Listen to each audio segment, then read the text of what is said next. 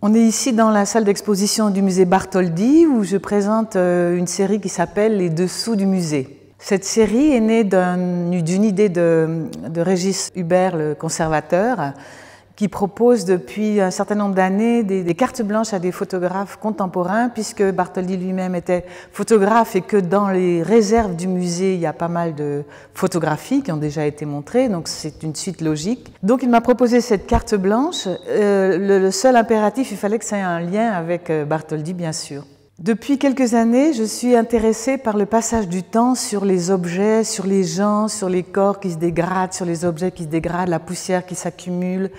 Donc j'ai été tout de suite intéressée par l'idée de fouiller dans cette maison, qui est la maison natale de Bartholdi, et de voir ce qu'elle est devenue à travers ses transformations, à travers la poussière qui s'est accumulée, à travers les chantiers qui se font, et un peu tous les endroits où le public ne peut pas rentrer. Je me suis beaucoup baladée donc surtout dans les greniers, dans des toutes petites salles qui sont dans les hauts de la maison, où là vraiment on trouve des objets un petit peu abandonnés, des objets où la poussière s'est déposée. C'est un peu les dessous du musée, avec ce titre un peu rigolo. J'ai travaillé toujours en lumière naturelle et donc j'ai mis énormément de temps à rassembler tout ce corpus d'images. Parce que si je voyais quelque chose, la lumière était peut-être pas celle qu'il fallait, elle rentre par des tout petites lucarnes ou des petites fenêtres. Et finalement, toutes ces photographies se sont organisées en séries. Donc il y a plusieurs séries, il y a la série des drapés, il y a la série des traces, il y a la série des sièges, il y a la série des sculptures, des emballages, des reflets et des objets. Dans chaque photo, et bon, dans mon travail en général, j'essaye de laisser une ouverture pour que les gens puissent imaginer ce qu'ils veulent à partir des photos. C'est-à-dire que ce n'est pas réducteur à une représentation de l'objet en soi, mais ça permet aussi de s'évader, d'imaginer des choses. Et finalement, là, ici, cette maison, avec tous ces objets qui sont comme des personnages, devient le sujet de l'exposition. C'est la première fois que je montre un travail où il n'y a pas vraiment d'être humain, ce qui est mon sujet principal d'habitude. Dans un des petits greniers en haut, il y avait toute une série de cadres qui me fascinaient. Et j'ai décidé, au lieu de prendre les cadres classiques très réguliers des expositions qu'on peut avoir, très beaux, avec des vitres anti-reflets, avec tout ce qu'on veut, d'utiliser ces cadres.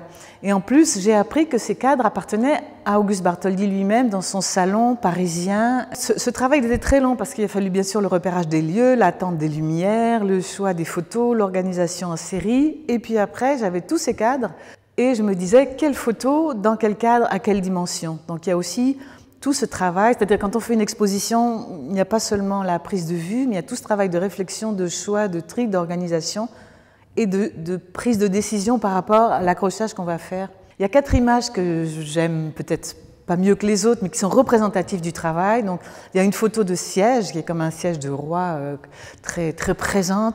Il y a un drapé qui est en fait une photo prise dans un miroir. Et il faut vraiment s'approcher pour voir que c'est pris dans un miroir. Donc il y a le doublement, une espèce de tremblement qui se fait comme ça. Il y a une photo qui ressemble un peu à une photo d'hôpital très chirurgicale avec des médecins habillés en plastique bleu, qui est une composition, une forme plus moderne, et une complètement abstraite qui est un reflet bleu dans un cadre, en fait, un presque rien, et qui prend une force, une très grande force. Les dessous du musée, parce que ça a le double sens, le sens de parler de lieux qui ne sont pas accessibles aux visiteurs habituels, mais aussi c'était un petit peu rigolo, quoi, ce qui se cache sous les jupes, ce qui se cache comme ça dans les coins, ou ce qui, voilà, pour un peu ouvrir l'imagination des gens qui vont voir le travail.